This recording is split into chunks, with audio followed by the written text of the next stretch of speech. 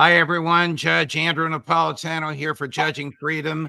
Today is Monday, September 18th, 2023. Ray McGovern joins us now. Before we start with Ray, I want to say very happily that in the past couple of hours, we did reach 200,000 subscribers. 200,000 of you have taken the time to subscribe to Judging Freedom. If you hit notifications after you're subscribed, you'll be notified by email whenever people like Ray McGovern and his colleagues and mine are coming on. But I am deeply and profoundly grateful, not only for all of you who have subscribed, but for the great, selfless, courageous people who come on the show as guests, not the least of whom by any means joins us now. Ray, always a pleasure. Thank you very much for coming here. So here's what I want to talk to you about. President Zelensky had an interview with Scott Pelley of CBS News, and he said some wild stuff like there will be no peace until the Russians military leaves Crimea and leaves the Donbass. We are fighting a war for the whole world. Vladimir Putin is a second Hitler. I'm not making this up, and I'm not exaggerating. I'm paraphrasing, although that is an exact quote, a second Hitler. And media, mainstream media, ABC, CBS, NBC, my friends and former colleagues and my former bosses for 24 years at Fox, Wall Street Journal, New York Times, Washington Post, they take this stuff seriously. They say what the CIA wants them to say. They have almost become a mouthpiece for Zelensky. So the question for you, with all of your experience in the intelligence community and with your intellectual honesty, Ray McGovern, is why? How does this happen? The media has been co-opted by the system, Judge. The system being what Eisenhower referred to as the MIC, the military-industrial complex. I have broadened that out into a new acronym, the Military-Industrial Congressional Intelligence Media, Academia, Think Tank Complex. Mickey Matt, rhymes sort of with Mickey Mouse so you can remember it. Now, why do I say media? Because media, it has to be in all caps. It's the linchpin. It's the crucible that defines everything else. And who controls the media?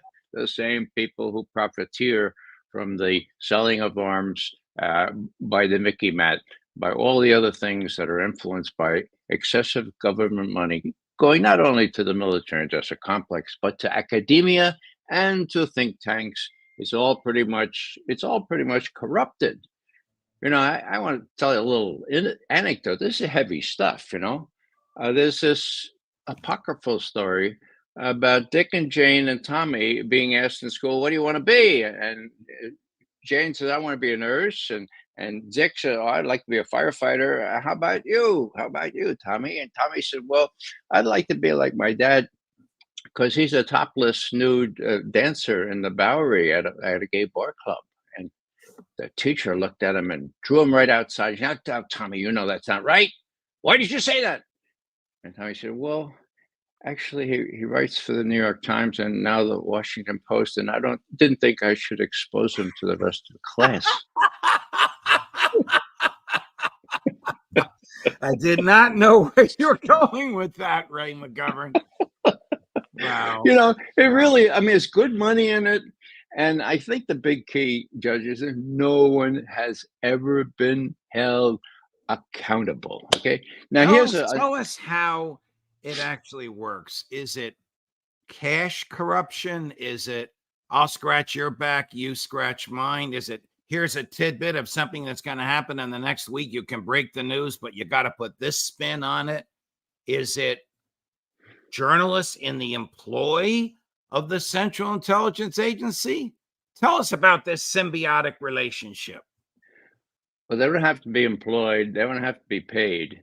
It's as long as they report what needs to be reported, they're handsomely rewarded. It's really quite amazing. You know, when I was when the weapons of mass destruction were being sought to the tune of $1 billion more by this fellow named Kay. And he finally came back and he announced to the press, as well as the head of the CIA, there aren't any. We were wrong. There are no weapons of mass destruction in Iraq. I happened to be in Detroit at the time. You're And I talking had about David K. K-A-Y. David Kay, Right. exactly, yeah. Who's an honest guy. He thought there were weapons of mass destruction too, so he was baffled. So next day, I had a board, a briefing of the board of the Detroit Free Press. Used to be a really good newspaper, okay? And there was an honest guy there who ran that board, and he said, Ray, what is this? So I gave him the whole story. What happens?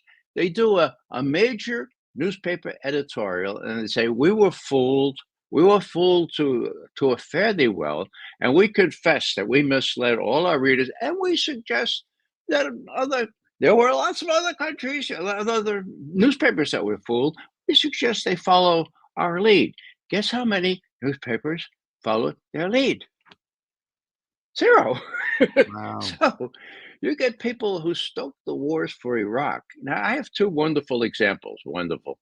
Fred Hyatt, who recently died, he manned the Washington Post editorial op-ed section for, since the beginning of the war in Iraq, before it. Now, before it, he ran editorials. Some study was done. 80% of those editorials say, oh, yeah, the weapons of mass destruction, and we got to get them. We got to zip them. Okay. So after the war is over, he goes up to Columbia School of Journalism, and they ask him, now, Mr. Hyatt, you reported not only in your editorials, but in your straight reporting that there were weapons of mass destruction. That was flat fact for you. How do you account for that? And Hyatt said, well, I guess if there were no weapons of mass destruction, I guess we shouldn't have said that there were. Wow. They printed that. Now, Bob Perry, my mentor in journalism, says, Ray, that's sort of an elemental approach to journalism. If something's not so, you're not supposed to say it is. And that's what they did. Now they got away with it. David Sanger, the dean of the international reporters for the New York Times, Right. 7 times in the same piece, July 29, 2002, talked about weapons of mass destruction in Iraq as flat fact. Okay. So it's not only Hyatt, it's the Times, it's everybody who wants to make a quick buck and be very distinguished by getting on all these. Before we bore down into Ukraine, which you, Larry Johnson, Phil Giraldi, Matthew Ho, Scott Ritter, Colonel Doug McGregor have all said is probably the most propagandized war in the modern era, because the only place you hear dissent is a place like this. There are other podcasts from colleagues and friends of mine, and even folks I don't know that are expressing this. But before we get there, when Colin Powell made that infamous and at the time articulate speech in the UN about weapons of mass destruction, and staring him in the face was George Tenet. Do you think, the head of the CIA at the time, do you think Tenet knew that Colin Powell was lying and remained silent? I have no doubt that Tenet knew. Wow. And Larry Wilkerson, who was tasked by Powell to prepare his speech, can swear to that. Larry has a book. I wish he would publish it. He talks about how up at CIA headquarters, where all this stuff was done, he and Colin Powell at one point went into a different room because I had to discuss this privately. And I said, look, all this stuff about Al Qaeda and ties with Saddam Hussein and the implication that Saddam Hussein was in part responsible for 9/11. We got to get that out of there because there's a lot of horse manure. Okay. So, they decided to go back in the room. Now, I don't know whether Tenet and his associates had bugged that room, but just then in comes a new report from a fellow who we later learned was tortured, who said, oh, Al Qaeda has very strong ties with Saddam Hussein. So we better include it. So what does Powell do? He says there's a sinister nexus between the two. Well, give me a break. Powell knew that wasn't the case. He didn't know chapter and verse, but now we do know. And I just wish Powell would call up Tenet and ream him out for being deceived on these things, because Tenet was doing the bidding of the vice president. Powell should have known better. Perhaps he did know better, but it was really Tenet and Negroponte who also sat behind Powell when they Right, both of right, them knew. Both of right. them knew, and Do it was you just the think policy. that with respect to today in Ukraine, you have argued that the military industrial media, think tank, academic, congressional, I think I have them all there, complex is really one mindset. This includes the war party in Congress, which is about 90 to 95% of all members of both houses. There are progressives on the left and libertarians on the right who challenge the perpetual war, but for the most part, it's de rigueur. Chuck Schumer and Kevin McCarthy are hand in glove on all this. Do you think it's just money, that the same people that own the New York Times are also heavily invested in the arms industry? Do you think it's also ideology? What role do the neocons, many of whom are not wealthy, but all of whom are diehard, determined people to start wars, what role do they play in all of this? It's really hard, Judge, to dissect all this and to apportion various percentages of this. But I would say about 20% are real diehards. They believe in this stuff. They believe it's their call to destroy Russia. Okay, they're going to do everything they can. As Secretary Lloyd Austin said about a year ago, we're going to move heaven and earth to inflict a strategic defeat, or as he said, to weaken Russia. Well, that's the general idea. They thought they could do this. They're not going to be able to do this. And how to unlearn all this stuff is really hard for them. The rest of them are just in it for the profit, for the prestige, for getting on TV and pronouncing and saying all this, well, we say male bovine Right. excrement, which just pours out of these things.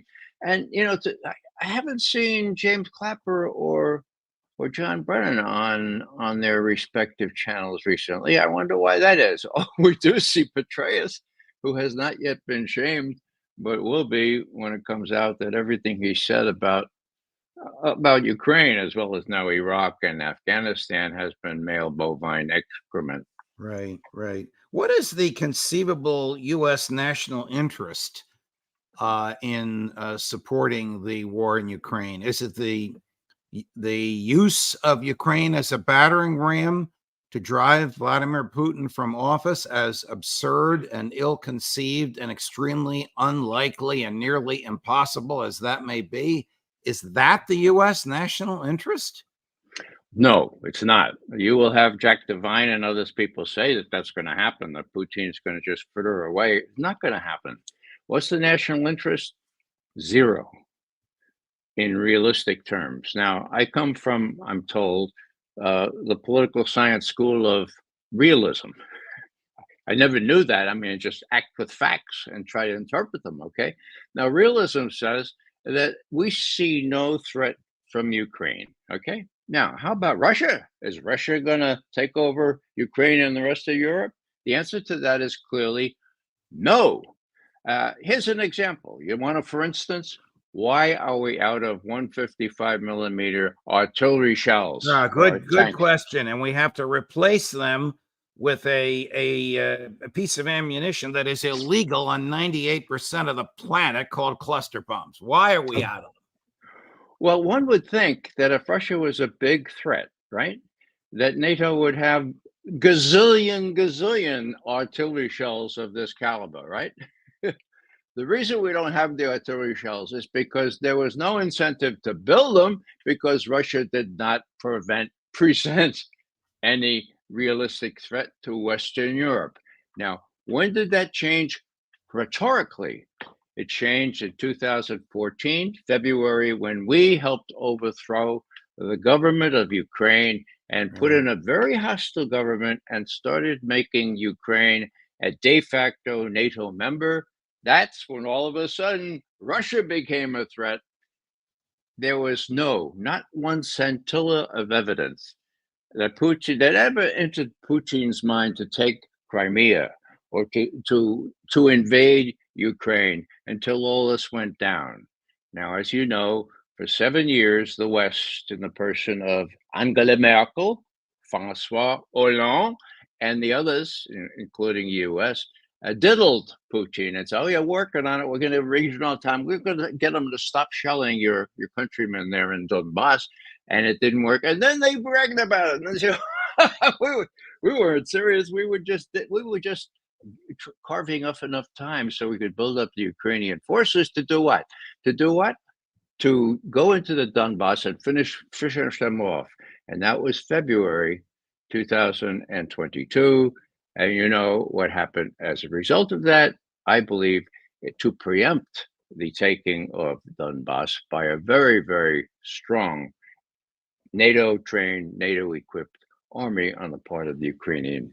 Of course, which failed miserably. You and I have been emailing each other over some strange talk from President Biden recently, in which he has articulated the view that as commander-in-chief of the military, he can dispatch troops without congressional consent, without even consulting the Congress. Unfortunately, under the War Powers Resolution, a statute that, in my view, and I suspect in yours, is wildly unconstitutional, but has never been ruled upon by the courts. And the plain reading of the statute lets him do whatever he wants for 30 days, as long as he can make an argument that national security is at stake. Do you think these are trial balloons for troops on the ground, American troops on the ground in Ukraine?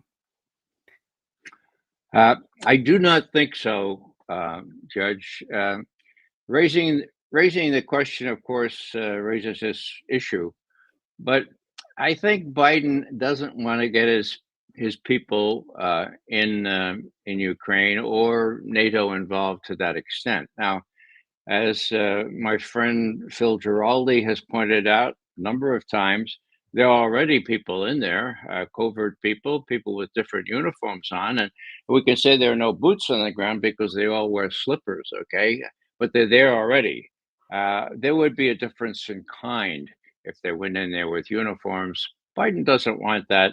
Biden would prefer to listen to his advisors say, well, let's do a little tactical nuke to make sure those Russians take us seriously.